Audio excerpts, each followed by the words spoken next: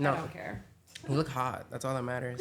As long as you look hot. And like when I go out, like that's my time to like. That's why I always like dress up like really crazy, really extravagant whenever I go out. It's my time to shine. Oh. I've been living in LA for like the past 3-ish years. Oh. So yeah. Cool. It's been a journey. I'll definitely say that. I am gonna be Dolly Parton until the day I die. Hello, everyone, and welcome to the House of Royale. I am your host, Rochelle. It's not Rachel. Rochelle. I would like to remind everyone to click the notification button, like, share, tell all of your friends. But most importantly, we are artists and we need money. In order to entertain you guys, we need more money. So I want you guys to go to patreon.com/House of Royale, drop $10,000, and I'm gonna give James $5. That's how we run shit at the House of Royale. Yeah. Right? Yes, no, absolutely. Okay. Because we're not out here like frivolously buying a Chanel bag. Like we need headshots, we need a reel, we need. Yes. I mean, our agents are telling us to just casually give them all this shit, and it costs like, thousands of dollars. So Little arm and leg. Right? To do all the things that is required at this point. Like if you don't have it, you're just so out of luck. Like you're not gonna do anything. Yeah. And like the most talented artists, like, I don't have parents. I don't know if James does, but like we don't have people helping us. We're out here by ourselves, y'all. Yeah. So if you want us to keep putting on a show for y'all, reach deep into those pockets. We love you guys so much, and we'll see you in a second. Bye.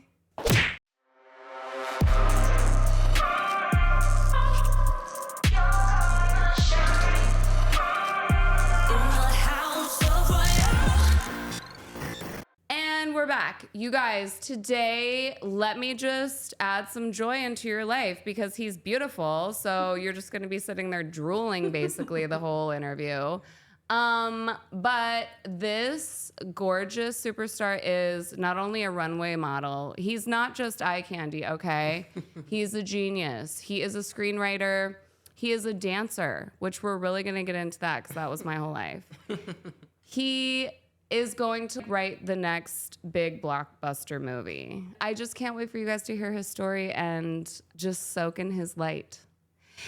Everybody, please welcome the gorgeous James Jones. Woo!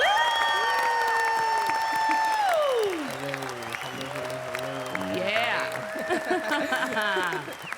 Oh my God, James, thank you for coming here today. I'm so happy to be here. For those of you who don't live in LA, we never have traffic. The roads are just clear. Absolutely. Like there's nobody that's wildly changing lanes, driving in the middle of lanes, driving sideways in lanes somehow. Like it's perfectly normal here. You could get anywhere in like 10-15 minutes flat. We're not on medication to deal with our road rage. What are you talking about? No. I'm literally rolling down my window to see who it is. Exactly. Like I'm like talking to people as we're driving by, like, oh my gosh, I love your outfit. You're amazing. You're doing great, babes. Like keep driving. Keep us going on really? the roads. Okay, that's what you're saying, because I'm not saying that. I'm like, I need to know who your mother is, because you're not using your blinker, and I'm gonna literally just blow up your entire. No. I have like literally no problems whatsoever when I'm driving. I don't know what these people are talking about. Like, it's like smooth sailing every time I hit the road. Okay, but I am grateful that these days it's more, everything is done at home. Like as an actor, it's all self-tape, right? Yeah, no, like it was weird because when I first, I came to LA because of school. I went to an acting school, and like our auditions, we send in like videos and all of that of us like acting and all that. And when we get here, they're like, yeah, like that's not how we used to do it. Like we used to like fly to city to city to city holding auditions.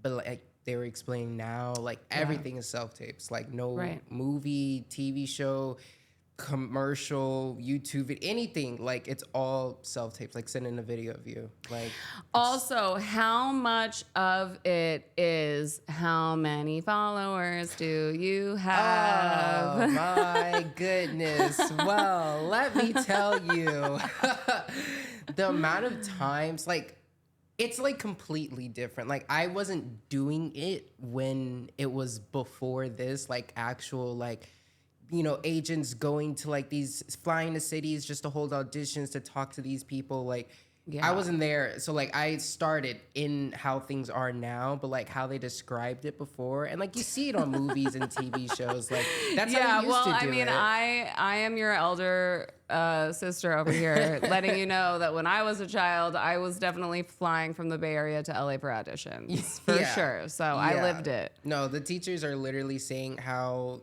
they don't even bother, like not even like the big leagues that are like reopening to like how they used to do it. They're not even bothering holding in-person auditions. Right. They might do that for like a third callback or a fourth callback, but like now you just send in videos and like get on Zoom calls, which is so weird.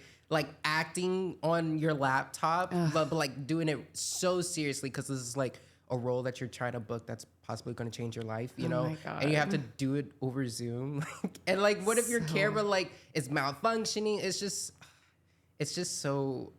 Okay, well, you know what? I commend you for doing it because it is, for those of you who don't know, it is humiliating. It is embarrassing. It also depends on what the role is for.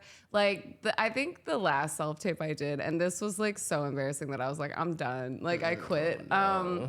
But I had to, it was like I was in a boxing ring. Okay.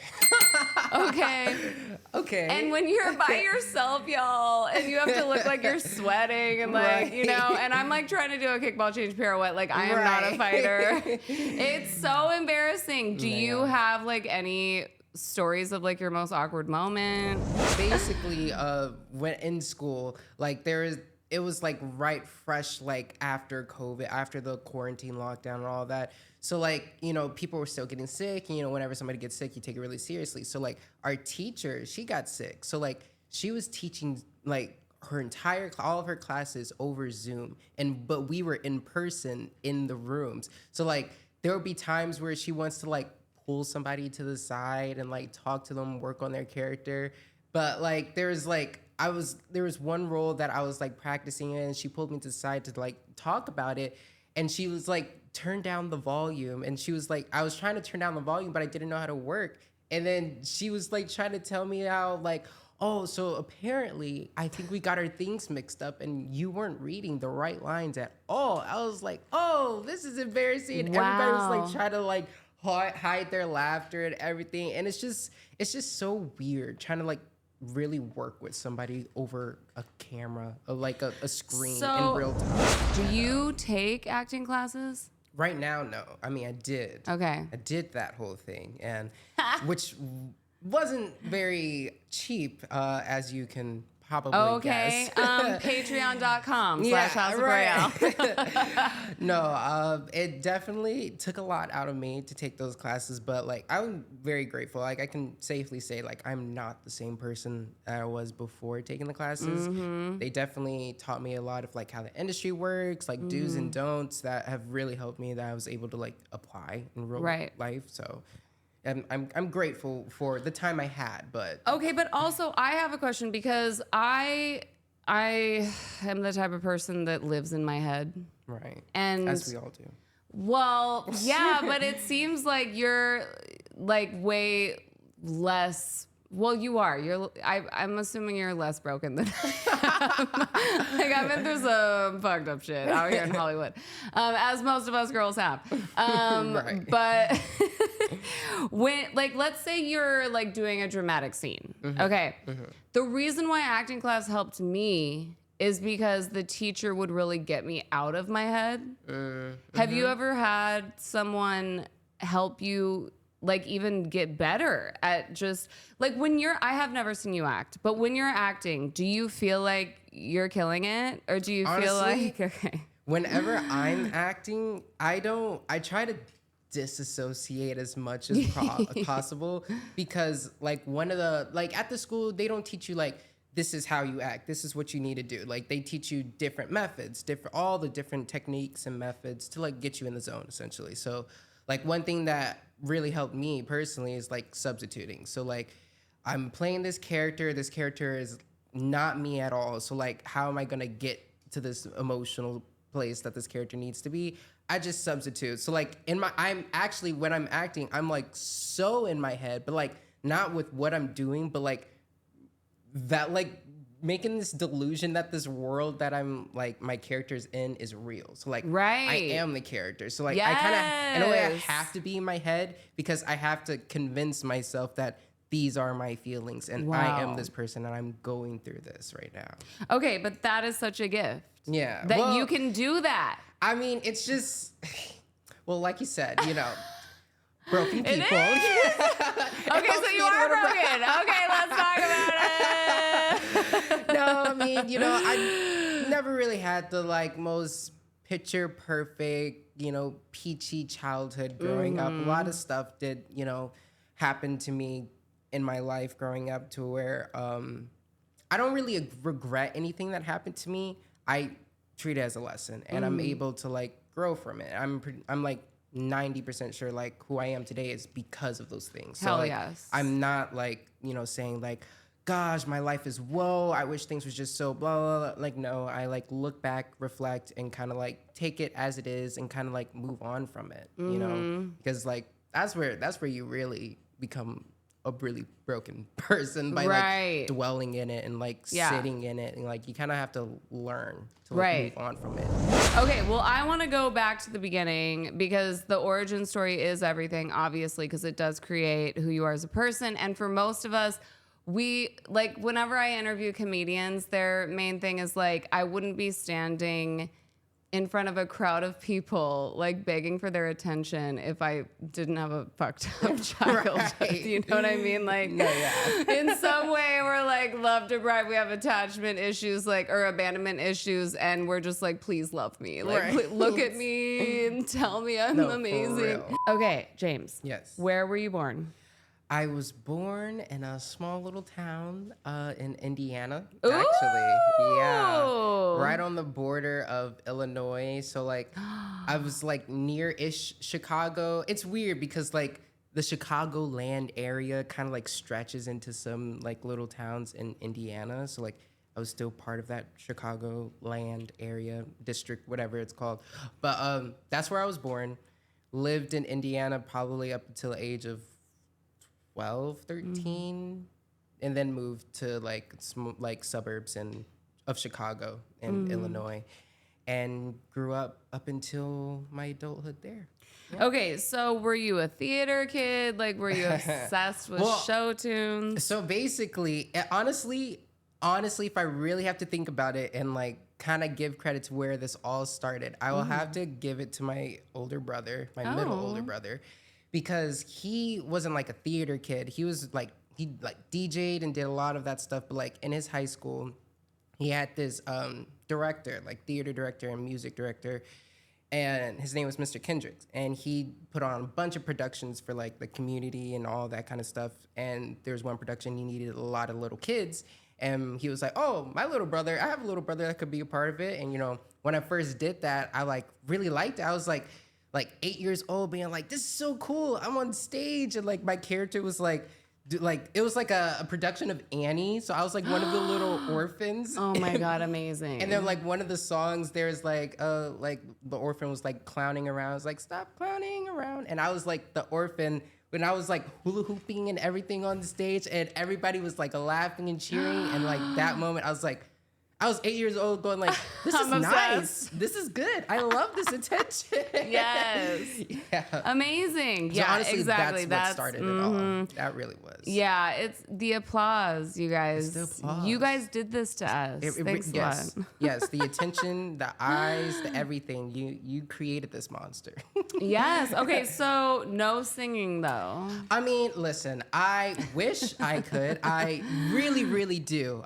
You can. If right training, the right person to work on me, maybe I can probably do something, but I'm not going to go around being like, yes, I sing. I will never. If I say that to you, I'm lying to you. You can Okay, call me a well, liar. you know what? Nick Cooper and Stevie Mackey. Stevie is like the number one. He works with J-Lo, all these people. But I'm just saying, can you just adopt James and like give him the vocals? No, honestly, like I always think like if I could sing, it would actually You be would take over the world? It'll actually be over. I'm so serious. That's how confident because here so many ideas and like that. I like, if I could, I was like, if I could sing, it would be so over. I'm so sorry. I'm so sorry. Agreed. Okay, Stevie, like, please, just, it's happening. New project for you. Yes. He can dance. He's got the look. Let's Yeah. get a world tour I have happening. literally everything but the singing. So give me the singing, then boom. You're working with magic there. He will. He's going to DM you. He'll love you. I know it. Shout out. Liquid Death, by the way. Shout out. Yes, Liquid Death, come sponsor us. Yes. Thank you.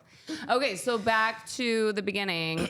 So you're in Annie the play. Yes. All right. Now you never experienced an actual audition. Well, I auditioned for that to be in that production. Okay. So that was that was crazy because my brother, he was like, all you have to do is sing a little song. I'm like, I don't want to. And then Mr. Kendricks, he's like, everybody in the community loves him. Like everybody worship and adores him because he's so good at his job. He really knows how to work with people and like bring out the talent in anybody, no matter what level you are. But like he is very intense. When he's working with you, he can be very intense. So like I'm just this little kid and he's like not yelling, but he's like, if you're gonna sing, then sing. And I'm just like, I was like, I don't know if I want to sing. Yeah, you know what? My mother owned 3 dance studios, and I was not her daughter. I was her student, and I was constantly getting screamed at, getting my ass handed to me. But that's what makes you great. No, yeah. I mean, and also really quickly, just for those of you who don't know, when people see children, they're like, oh, the cute little baby. And it's like, no, I know what an 8-year-old is capable of. Right. Okay, people? Like, we are capable of way more than people give us credit for. Exactly. Like at the Mr. Kendricks, he opened up like a performing arts camp teaching kids how to sing, how to dance, how to act and everything. And I went there religiously every summer and I've learned so much going to that camp, going through that program. It really sculpted me to be in a creative field the way that I am now. Because like with what I'm doing, just like baseline, what I'm doing with the whole kind of like focus and discipline and all of that, I know that I've gotten it from going to that camp. So I'm very grateful for that. And it's important to like really teach young, but like not like force it, but like kind of like really engage a child like with the creative arts because, you know, you never know what they're going to get into. And it's always good to have these skills, you know.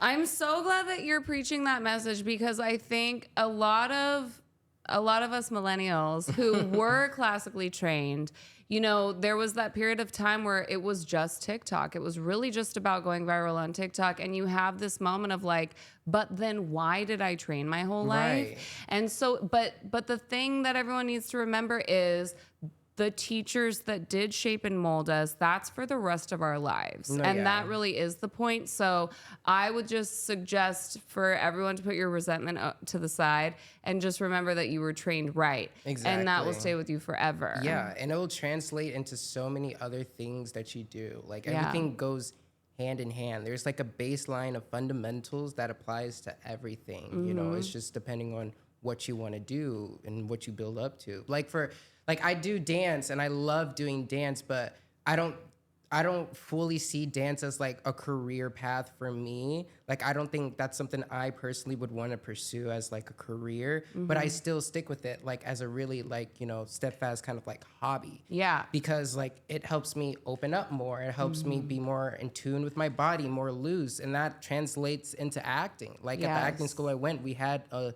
movement class where they taught dance and like, but more classical like ballet and stuff, but like it's still dance. And they taught it because, you know, being more in tune with your body helps you be more in tune with your body while acting, you know? So it's like the same thing that can apply to like everything. So right. Yeah. And also it's like if you book the lead for a movie where you have to dance, like obviously. It's now you just have those like talents underneath your belt. That's why it's very important to like just explore, try new things, pick up an instrument. You know? Have you ever taken class at the playground? Yeah, I actually, that's the one that I most religiously go to. Nice. And I go every Thursday. Well, I try to go every Thursday and Tuesday for Dexter Carr's class. Shout out to Dexter. Love Dexter. His energy and the combos that he teaches, like, I literally just go to playground for his classes. Wow. Because, like I said, I'm not trying to like go too crazy and dance. Just something I can stay consistent with. But like I love him as a teacher, and I tell him every time after class, like you're doing something magical in his classes, because everybody loves Dexter Carr classes. And that's the thing about dance, is it truly is magical. And it's like a lot of people in the world are never going to experience dance the way that we have. It's really incredible. Have you ever met Kenny Wormald, the owner? Kenny. Oh, yes. Oh my gosh. There was like, because they just recently opened up like, not like another location, but like in London. Yeah. Well, they have the one in London, but they kind of like expand the one that's on Melrose, and they had like basically open up a second one, but it's right next door. But like they did the grand opening and everything, and I remember seeing him, and I was like, oh my gosh, and I didn't know who he was, and then my friends are like, yeah, that's like the owner. I was like, what? He's making money. I love it. But he's doing, it's like really cool to see, because the people that I meet in those dance classes, they're coming from all over. Right. Just for those classes. Yeah. And I feel like that's something really, really magical, because like to really engage and bring people in all over the world to like participate in like one thing that everyone likes. Yeah. Well, it's crazy for me because obviously I grew up in the competition world, and so our studio was in New York and Vegas every summer. And so the history runs deep. I'll just say that. But yeah, it warms my heart to see people like Kenny really killing it. And also shout out to Robin Anton, who is the other owner. She was like the creator of the Pussycat Dolls and all that shit. Yeah. So, yeah, dance is amazing. Everybody go take a dance class. I need to go take a dance class. You know what I was saying to Brett the other day, because he plays classical piano, and I was explaining to him that in a traditional ballet class, we have a piano player. And so we were thinking of going to rent a studio, and like, I'm just gonna... No, yeah. Because like at the playground or even other dance studios, they starting to have like live drummers in the classes. And like that's how I started. Well, when I started going to playground, that's how I met Jesse. He was one of the drummers that Brett knows and everything. And I always like loved when the drums were playing in class, because like I'm a very like, I also play a lot of different instruments, and I played like in band. I was in the drum line. I was drum line captain 2 years running. Ooh! Just want to throw that out there. But I loved the beat, like a good beat. So like having live drums, it makes me feel the music even more, feel the combo even more. So like having live instruments while dance is also just to train, not even like a performance kind of sense, like just to train and just like to practice. It's really good. Yes, unreal. Okay, so let's take it back to acting. So what happened between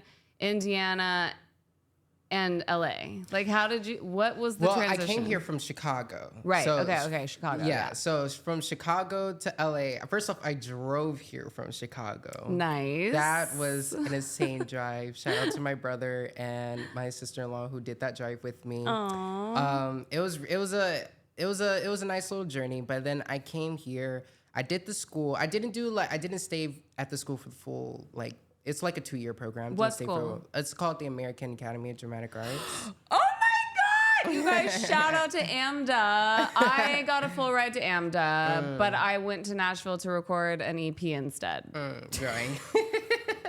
But no, like, I went there. I didn't do the full 2 years. I just did the 1 year. But after that, that's when I kind of got more into modeling, actually. And that's how I started, like, getting some opportunities, and, like, did New York Fashion Week 2 years, and then I did LA Fashion Week out here. And I enjoyed modeling for what it was. But I also don't see that as something that I would go like full head first in. Yeah. Like, I know acting for sure is my thing. I kind of just picked up modeling more so to like supplement the time when the strikes were happening. Yeah. Because like not much was going on while the strikes were going on. Well, because James is a star, okay? Like point blank period. Like you're not going to be in the background. You're not going to be on the runway. You're going to be on the big screen. Well, yeah. Period. I mean, that's what we're working towards. I mean, if we're going to be honest. You know honest, what? Listen, I feel the same way because of course it was like, well, my mom's the owner, so of course I'm gonna be a tour dancer. But I knew by the time I was 15, I started songwriting, and I was like, I can't be in the background. Yeah, no. I'm not going to be a backup dancer. I don't want to do the movement exactly like you guys and blend. Like I want to be in front. I want to be in the middle. Yes. Exactly. No, I was the same way. I'm not gonna say that I was a very competitive person growing up. I was a secretly competitive person. I was competitive in my mind. You didn't know that we were competing, but in my head,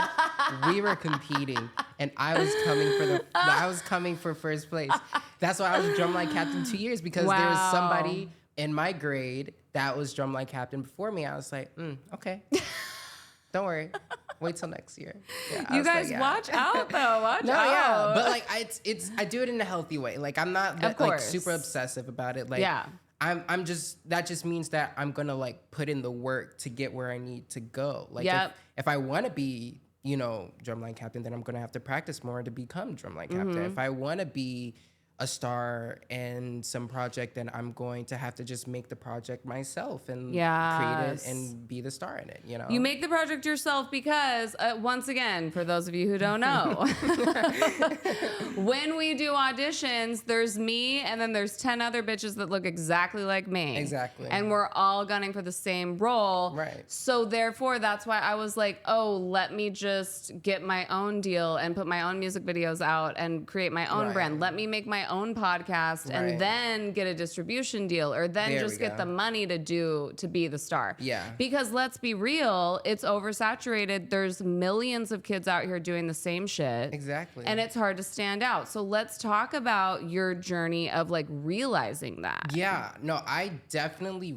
realized that the moment where I went for modeling, like the moment that I went to like a pretty major like modeling agency, they're having an open call, and they're like, on the sheet you write down all your information, and at the last part it said, what's your Instagram at? And I was like, are you serious? Yeah. Like they're like, now your Instagram is your portfolio. Period. And like when you talk to like agencies for like acting or anything like that, and you're trying to like get a manager, now one thing they ask, how many followers do you have on TikTok? Yeah. How many followers do you have on Instagram? Oh, you need to get that up. You need to post more. So like I did the whole influencer thing. I got some followers on TikTok. It was fun, but it's just very draining. Cause like it's like I'm having to like not having to put up a front, but like every day I'm not super animated. Every day I'm not like super, oh my gosh, guys, look this, that, and the other. Making videos, but like you need to do that every day. Yeah. So there's a point where I had to take a little break and like just focus. Yeah. And like also focus on being a normal human being in LA, because that's trial, tribulations all on its own. Living out here, just doing it, like, especially like no help by yourself, like solely relying on yourself. Like you gotta also, navigate that first. You guys, if you're not living, you have nothing to pull from. Exactly. You need to experience things and like meet new people and gain different perspectives, because they're like, you need to like really value like who you meet and like kind of like take care of those connections, not like in a very superficial means, but like in a genuine mean. Like you never know like who's going to be your best friend that sticks around for the next 10 years, Yeah. And you never know who might know somebody that could help you, know? Like there's so many people that I've met that have been like willing to help me in any endeavor just because of like who I am and like the conversations that we had, and like they really like vibed with my character and like who I am, my personality. Yes. And like it was so shocking to me. I was like, wow, like you're like willing to do X, Y, and Z for me, and we literally met like twice already, but like you're willing to do it. I was like, yeah, like and it's because of your training and your upbringing. And like, shout out to my grandma, rest in peace. But she would always, and I would always roll my eyes at her, of course, but she would always say like, it's all about your personality. But the thing is like, for people like you and I, it genuinely comes from our soul though, because we are good people, which can be very difficult in LA because there's a lot of weirdos and sharks out here, and everybody has an agenda. And so another thing that I want to talk about when you're talking about relationships is I really pray that everyone finds one or two or maybe even three would be nice mentors. Yes. That you can trust. Yes. Because yeah, everyone can quote unquote do something for you, but what is the price you have to pay? Right. Or like what are they going to do after the fact? Which as a woman, there's always a price to pay. Right.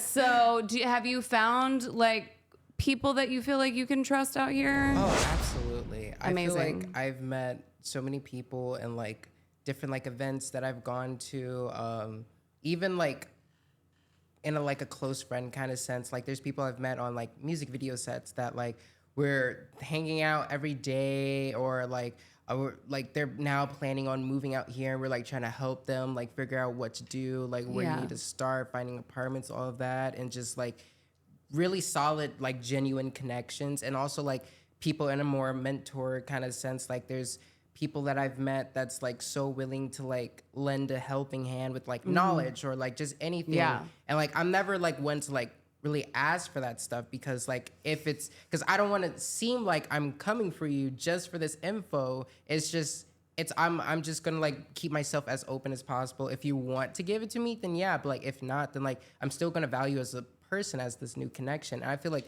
that's how you should treat most like connections you make in any real world situation, because you don't want to seem like, because there's plenty of people that are gonna just like come to you just for what you can offer them, and just like disregard you the second they have it. Like, you need to like, you know, try to be as genuine as possible. That's really important. Okay, but also to all of you artists out there who are being people pleasers, because okay, it's not your job to be answering the emails, which is why we all need managers. Yeah. Because if it's just us, because like most of the time it is just me, but I have an attorney and I have 3 women, like my tax lady, my CPA, like I have them front as my manager all the time. If there's a contract, if I need someone to stomp on next, like they're coming to be my quote unquote manager. I was just having this conversation with someone last night. Oh, you're going to sign a publishing deal? Can I read the contract? Right. Oh, well, they never sent it to me, so I don't know. No. Yeah, no. So artists, like, yes, be open, be genuine. But at the same time, when it comes to business, it is so difficult and it's so shitty to put art and business together because we don't want to deal with it. Yeah. But we have to. Yeah. So for you, it's like having an agent, a manager, and eventually an attorney is so important. Yeah, it is. And it's honestly, it's a fine line you have to toe on like who you want to open up to and who you should open up to, because like, yeah, you want, like you said, like you want to be open and genuine, but like you also have to like, when it's business, Get paid. Business. You need to get paid. You need to get paid, because like it ain't cheap out here. Nowadays, how the state of the world is, it ain't cheap anywhere, you know? So like you really have to like make sure you're like holding your own, but like you kind of just have to really protect your peace. I love that saying, protecting your peace, because like at the end of the day, you have so many people saying so many different things to you, and like you want to believe them, but you just don't know, and you don't want to step on any toes. But at the end of the day, you got to protect your peace. So whatever is best for you, I'm sorry, but like if that means I can't associate with you because like I don't really rock with like how you know talk, move, whatever anymore, then like I'm sorry, I have to make sure I'm right. You know, I'm sorry. It's so true. But okay, so going back to like you creating your own project. So, which you did. Yes. I want to get into a couple things with this because technology is such a huge part of all of this. Like we all have to learn about like cameras and lighting and software on our computers. And I mean, I had to learn DaVinci Resolve for this show because I had to learn how to edit. Me too. You know? Yeah. Okay, so let's talk about that, like the whole process. Well, I'm very thankful and very, very, very lucky and blessed that I've met some people who like really knows a lot more, because that's another thing. You have to be willing to be open to like other people, like giving advice or giving like, because you can't like say that you're the most knowledgeable person, a savant in all these fields who just knows how to do it all yourself. As much as you want to do it yourself, you have to be open to like, you know, other outside influences or whatever. So I've met like this production company. They're called Hot Launch Productions, you know, and they're Shout out to Hot Launch. I worked with them just to, like, make a scene, because like as an actor you got to build your reel. Oh, okay, yes. Yeah. So like when you're building your reel, you need like good clips of you in these different roles. And like I was talking to some of my actor friends, and they were like, yeah, like you need to, if you want to be like a star in a show, you have to put in your real stuff of you being the star. You can't be co-star. You can't be guest star. And I was like, well, how are you gonna get roles if you being the star if nobody books you as a star, if they haven't seen you being the star of a show? And they're like, just make your own. And I was like, yes. Really? I was like, wait, really? I could just like make my own thing and just say I'm the star? And they're like, yeah, like it doesn't matter. And I was like, oh, okay. So that's exactly what I did. I wrote up a little scene, and I had like some friends as like the other actor in the scene to like in mind that was like willing to do it with me. So I kind of just hit them up to like, you know, hey, are you willing to like, you know, kind of like a rent a crew kind of situation. Yep. But like themselves, they have their own like real building like packages. Like they write the screen and the scene and everything. So I worked with them for that. They were amazing. I loved doing that. And then I was like with my roommates, and I was like sitting and thinking, I was like, just like made a short film, you know? And then I kind of like just came to the conclusion. I was like, you know what? I'm going to make a short film. And I went into my roommate's room, and I knocked on the door. They're like, hello, are you okay? I was like, guys, I think I'm going to make a short film. Yes. They're like, oh, okay. Hell yes. So I went straight to the laptop, start writing the script, and I called them about it. And I had so many of these ideas. I was like, I think we could do this. I think this would be great. I think this would be awesome. And they were like, do you want to like put it through like short film festivals? I was like, yeah, of course. Like, you know, who knows who'll see it, what awards, whatever, you know? They're like, well, I do got to tell you, if you want to do that, then we're going to have to cut some of these ideas, because I've never done a short film. I've never been through the short film circuit, you know, going to all these things. So I didn't know what all goes into it, you know? Right. So like, I'm very thankful for them. They humbled me and my ideas. And they're like, if you want to do it, then yeah, cause short films in the short film festival are usually like max 10 minutes long. And I was like, oh, okay. Oh, I didn't know that. You thought it was like an hour? I thought it was like a good like 40, 50 minutes you could do in a short film. They're like, we could do a 40-minute short film. It won't go through the short film festivals, but we can do it. So like, I did want to put it through the festivals. So like, I now kind of like rearranged my ideas and thinking to fit that kind of like, you know, template of like what'll have the best chance of getting into the festival. Yeah. So that was all like trials, tribulations, all of that. So many like setbacks and all of that tried to like impede the process and everything, but like I just stuck to my guns, stayed focused, and just kept at it, and we filmed it. And wow, I'm very happy, very relieved. It was oh my god, I can breathe again. Okay, so what is the film called? So the film is called You and Me. Cool. And I named it that because of this one song that I'm sure my mom, she was playing it and I was listening as like a little kid, and it was really nice, very like old timey sounding. And the song is basically about these two people, a couple or whatever kind of relationship, and they go through life together, and they kind of like experiencing things differently. So in the song, she's like, we go to the farmer's market, and I remember the oranges, but you just remembered the dust. You know, it's like two people with like very different perspectives. And so like the whole kind of like lesson in the song is that you can think that you and another person is a we, like such, it's us. It's like a very together term. But then there comes a point where you realize that it's not us, it's you and me. You know? So that's basically like kind of like the premise of the whole short film. Is like these two brothers, they're like foster brother. There's an age gap. The older one, he's like the kind of like adopted foster brother. And they kind of grew up together really close, very, very close. And then at some point after the older brother kind of finishes high school, he kind of disappears and like leaves the younger brother in like this terrible situation back at home. And it's like 10 years later, and they like magically find each other in this new city, and like the older brother wants to like open up and like kind of like, you know, tell his side of the story and like reconnect and everything. So the whole thing is about the younger brother and his journey and whether he wants to forgive or not, or whether if this is something he wants in his life. Wow.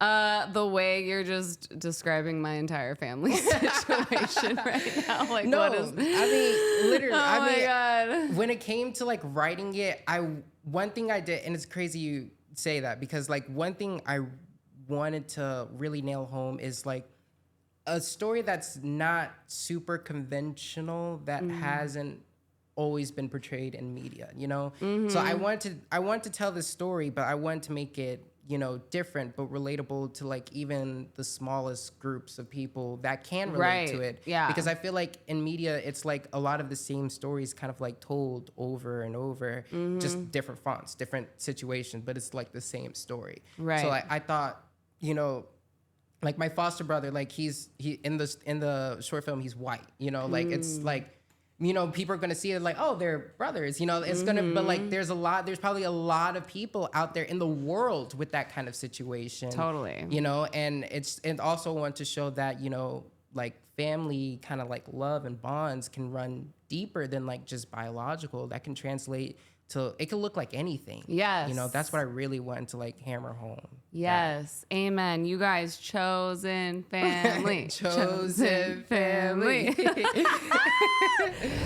You know, I know a lot of people in my life that are going through things like that, where like a family member will either come back and want to reconnect, yeah, and like, or they're in the midst of making a decision to walk away and just be like, I love you, but I can't do this anymore. exactly. And I feel like that's happening a lot ever since lockdown. I feel like the world is changing, frequencies are shifting. Like energetically as human beings, we're like upgrading and evolving, and we're kind of just like, we're not here for the bullshit anymore. Yeah.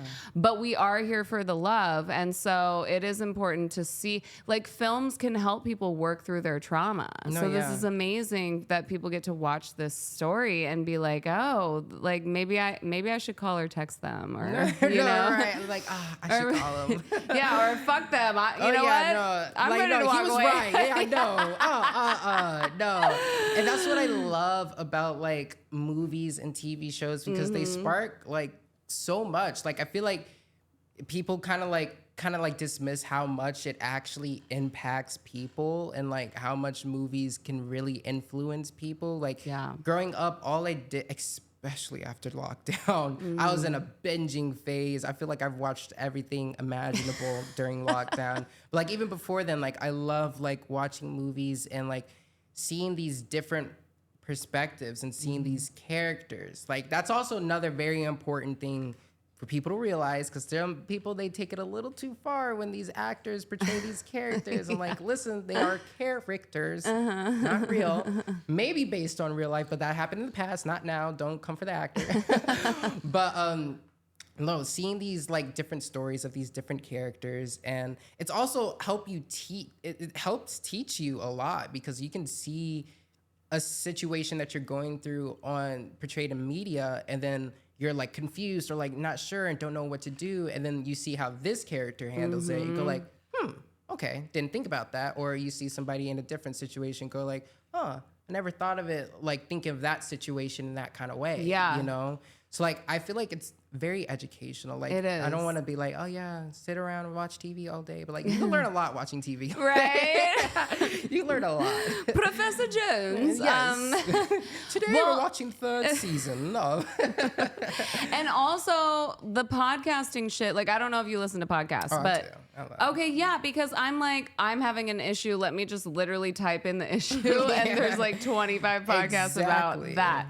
And it is so important. Like obviously I'm a girl and I'm going through girl issues, and like, you know, like with men and just women coming into power and like for me personally, having to be more vocal about what I want and not let dudes take advantage of me. And so when I hear and when I see these other chicks like making so much money hosting podcasts, and they're so candid and they're so transparent. Like people will say whatever on a podcast, and I'm like, but thank God that we're in this era of like transparency. I also do think that like nowadays we kind of like live in a world where If you don't, I feel like we live in a world where things are not taken as lightly as they used to. Right. Everyone's super sensitive. Yeah, and okay, I didn't want to, ruffle any feathers.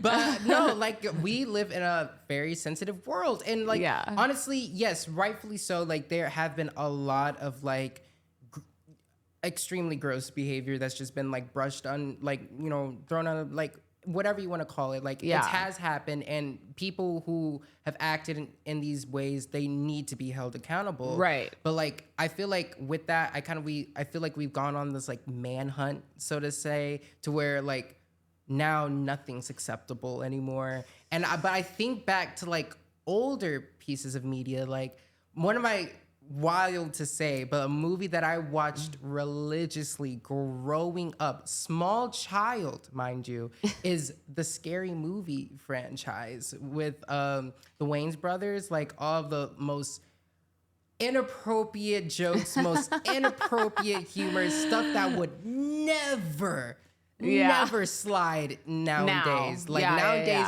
that movie, there's a reason why not too many people talk about it nowadays, because it just will not last at all. Wait, what movie? A Scary Movie franchise. That's the name. Scary Movie is like Scary Movie 1, Scary Movie 2. Oh, right, right. It's like it's like American, but it's literally every movie made before lockdown. Right, yeah, literally. No, literally. And even those like early 2010 movies like Bridesmaids and like all those Sandra Bullock and Melissa McCarthy movies, like there's but it's some hysterical. jokes. It's literally peak comedy for me, but like it just would never. And I feel like with that, it's just I just think that some people, they are looking for more unhinged, dare I say, more kind of like very candid and just like something just real, because I feel like with that now in major media, it's all just like talking down kind of energy, like it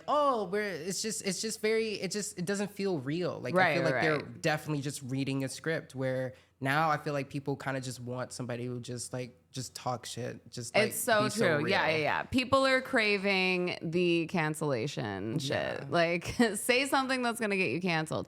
No, and now when you watch movies like Do Revenge with Cammy, she's so gorgeous. But like the lead boy in the movie, like he's not your typical lead. Yeah. You know? And he's also like creating a group at the school for like women's rights. Yeah. And exactly. And it's like so politically correct, even though they're making fun of like where we're at now.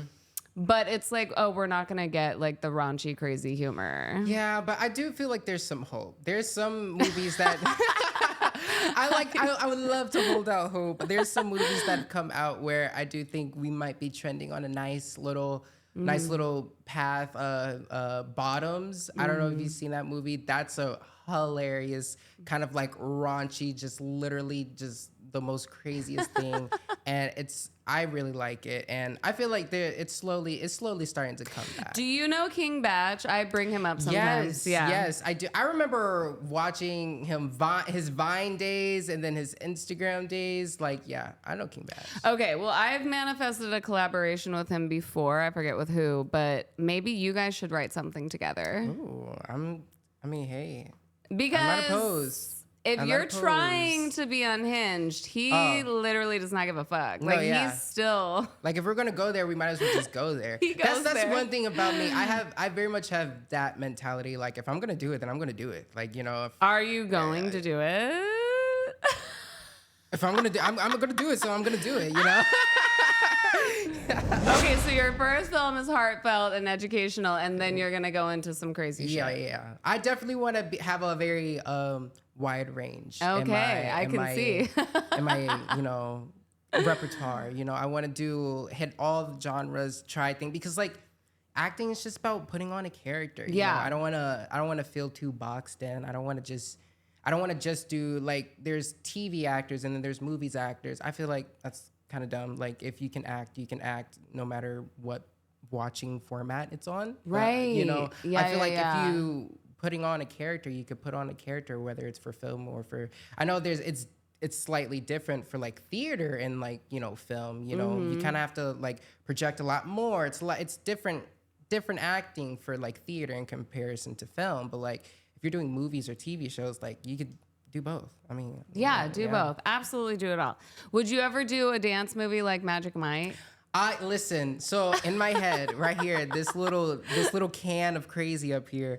I have so many ideas. I have so many movies and TV shows already just planned out. I just need the okay, honestly. But I mean But, like, specifically because dance? okay, No. Yeah, dance is definitely one of them because the Step Up movies were first off, they were my childhood. Come on. And they were my life. They were a fundamental building block to the character that is James Jones today. Are you kidding me? Oh my God, wait, who were the leads in Step Up? Who are the leads? I don't know their names. That's one thing about me. I will not know an actor's name. I'm so sorry. I would know your character's name. Like Honey. I loved Honey. Wait, Step Up. Wait, hold on. Step Up. Wasn't that Channing Tatum? Yeah, no. The first, it was And like the Jenna first 2 or 3 movies was Channing Tatum, and then they kind of like Jenna. changed it. Yeah, and Jenna. Yeah. And then they changed the cast a little bit from like I think it went up to 6 or like Step Up 7 or something like that. Jesus. I think that was like in 2017, 18 or whatever. Yeah. But yeah, no, those movies, I would definitely do a dance. I would definitely Yeah. Moose. Oh my gosh, I love. Don't get me started. Who? Moose. He was in like Step Up 3. He was like the one with the curly hair, and it was doing all the crazy dance moves in the water. Oh my God. Yeah, I definitely love. And I bet you, Johnny Rice, you probably know Moose. Can you hook this up, please? Thank you. Yeah. Movies like Disney Channel movies, like Camp Rock and all of that. Like seeing all those like different creative, like dancing, singing, acting, all of that. Yeah. That's really drew me. Like I see those things, and I was like, I want to do that. Like Yes. I told my mom, I was like, I want to do that. Amazing. And like that's kind of like how I grew up in a very creative mindset, like wanting to do that. Yeah. And I was thankful for like my schools that I went to that they had those programs, and I was able to like participate in them. But like I hated school. I hated school Yeah. with a passion. But like my teachers and my directors. Felt. Yeah. My teachers and directors, they would like say, hey, if you want to stay in these like classes, then you have to like do well in your normal classes. I'm like, fine. So like, I made sure I was in the honor roll, all good age. No, I was good in school. I was good in school. I knew I was good in school. I just hated school. I only Right. went to Yeah. school for band. I only went to school for theater. I was in show choir. I Yep. went to school for that. And then like all the academic stuff, like that was just the hurdle I Yes. needed to jump to get to those Torture. things. Yes. Told ya, darling. Absolutely. Told ya. Absolutely. Okay, let's talk about money. How are you going to raise money for your next movie? GoFundMe or Yeah, well, of course. I mean, that's like kind of like a little bit of a go-to. given, the go-to. Okay. But definitely with the short film, you know, because like I did all of that myself. That was money out of my pocket. Wow. I put in so many hours. It's kind of crazy. Didn't sleep at all. Didn't eat. It's okay. We won't talk about it. But it's a great weight loss program. no, actually, if you're trying to get a trimmer waist, just make very irresponsible financial decisions. No, but basically, like I wanted to put it through like the short film festivals and everything, so to Yeah. get exposure. Hopefully, you know, bump elbows with the right people. Hint, hint, nudge, nudge. that Okay, might but like, are wanna- you gonna sell out and do an OnlyFans or what? I mean, that is one of the little scenarios that we might have to Okay. resort to. You know, just seeing where things go. But But like, just so everyone knows, like for OnlyFans, Yeah. you guys could post scenes on there. Like, you don't have to post naked photos. yeah, or, no. I definitely yeah. know that. Like, Oh, okay. Yeah. When it comes to like with like, you know, for anything else coming after that, Mm-hmm. this is already going to be like so much of a process because like we're just now in like the editing phase right now. Really? And then once it's done, we submit. But like it's like you submit now, but like the actual film festivals don't happen till like later this year, like November, December, start of the year, January. And then that's not even all of them. There's some that I want to submit to later on where it doesn't open up for submissions till like February, March. Then those don't happen till April. And like within that whole time, I can't show it anywhere. Like I can't post it online or like there can't be traces of it online before the film festival. So I have to wait till it goes through all the ones we get into. And then after that, I want to hold like a screening, you know, sell some tickets, invite people out and like really like promote it and advertise it and like using all that money for the future projects that I have planned coming out. So. What about, and this is a question for the audience, like you can't show you and me, but what if you were like, we're doing a GoFundMe for marketing? Well, I can use like one of the things you have to do is like make like a trailer for it and everything. So like I can like post the trailer. You can post the trailer. I can post the trailer. So I can use that for like marketing and like we have like the Do you have the trailer? We're editing it now. Okay. Because we have like a sound composer. We're making a score and everything. Like it's getting legit. Once you start putting it through the festivals, we all need money for marketing. No, yeah. And so it's like, wouldn't it be nice to drop like a couple $1,000s to like boost every single post on Instagram, Twitter, TikTok, Facebook, everywhere. All of it. Yeah, like you're going to need money to boost those posts. Yeah. So I'm just saying in the meantime, like keep asking for money. No, yeah. I'm definitely and we'll got put some the things. link down below. Little link. Yeah, absolutely. No, there's definitely some things that I'm currently working on to like get money because like money is very important. Yes. You know, because like nowadays everything costs money. Well, it always has. Yeah. And in your bio, and this is a suggestion to all artists, is there a way? What if someone wanted to Cash App you or Venmo you? Can they? Well, that's actually a really good idea. That's actually a really good idea. You got me on that one. Well, that's gonna change right now. I'm gonna click the bio, click the link in my bio. Yes. And if you want to send a little money to fund the endeavors of the You and Me short film and any potential projects, because trust me, it will not disappoint. Right. Trust me, you will love this project. I don't know if as much as I love this project, but you could get close. You can definitely get exactly. close. But yeah. And also, because I'm really making it a point to talk about money with everyone because we don't do it enough. Yeah. And we all need more of it. Exactly. And everyone's kind of just like, I don't know. Yeah. And it's like, no, we need to know how to get all of the money. Yes. There's another app, and I'm going to do it too. I forget what it's called. It's called like My Wish List or something. Oh, I think I've heard something like that. My Wish. Yeah. I think I remember seeing something like where you can post. Let's say James has a red carpet and there's this amazing Versace outfit that he wants to wear. You post the link. Yes. And then whoever wants to buy it can buy it for you. Yes. Ooh, that'd be really nice. Listen, I know there's plenty of people out there, you know, who just looking for ways to like make other people happy, make their little days, spend their money. I'll gladly take your money. I would gladly accept any charitable donations or for you to purchase anything in my wish list that I'm definitely gonna be getting on soon. Yeah. So anybody out there, if you're looking to be a little charitable, make my day. Go ahead. Go right ahead. Yeah, and that's my advice. Every artist right now, go on your bio and put the Cash App, the Venmo, the Zelle, whatever you use to get money. Make it accessible to people because there are people subscribing to the Patreon for the podcast. And there are people that are buying shirts and mugs and all the bullshit. Like, there are people that will support. Yeah. But we just have to do it. And we got to make it accessible to those people, you know, because they can't, like, look at your content and be like, oh, I wish I could really do something to help. Or like, oh, I want to help. And there's no way immediately accessible for them to help. No, I get it. Yeah.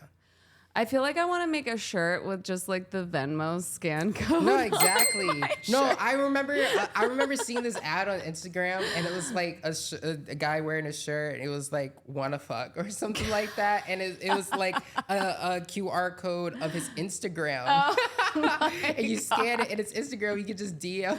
Wow. That is one way to book a movie, y'all. No, yeah, absolutely. So let's do a manifestation moment, incantation, whatever, where we ask the universe what we want. Yes.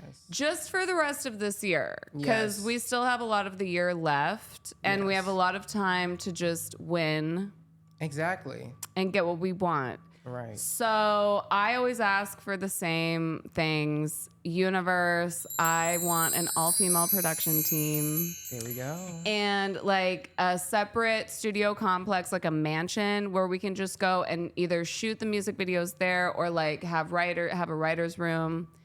We can do TV shows, movies, whatever. And I want to do a tour for the podcast where we're selling tickets in the biggest venues and having probably singers. Maybe I'll have guests like actors and comedians come you know, and just that's really what I want. I want to like sell tickets doing what I love and having it be like a family vibe. And so it is. Oh my gosh, so nice. Okay, so what do you want to manifest? Universe, I would like. I would like a lot of opportunities to come from this short film. I would like it all to do very well in these film festivals, a lot of exposure, get into all the film festivals that we are gunning for, and a lot of success. Yes, a lot of success to come from it, and with a myriad of opportunities and a lot of financial stability. Let's say it louder for the people in the back. Every reach of the universe. Financial stability. I would like to order food, not worry about it, no matter what. Be able to put gas in my car. Yes. Fill it all the way up without blinking or thinking twice, going out or just staying home and like buying things for the house, like nice little things. That's what I really want. Amen. And so it is money. Quality of living. Yes. Yes. That's what I really want. Quality of living improved. Oh God, that'd be Stating it. so amazing. Stating it right there. Do you worry though that if you were given a ton of money and you didn't have to worry about anything, that you would lose your edge? Absolutely not. Really? Absolutely not.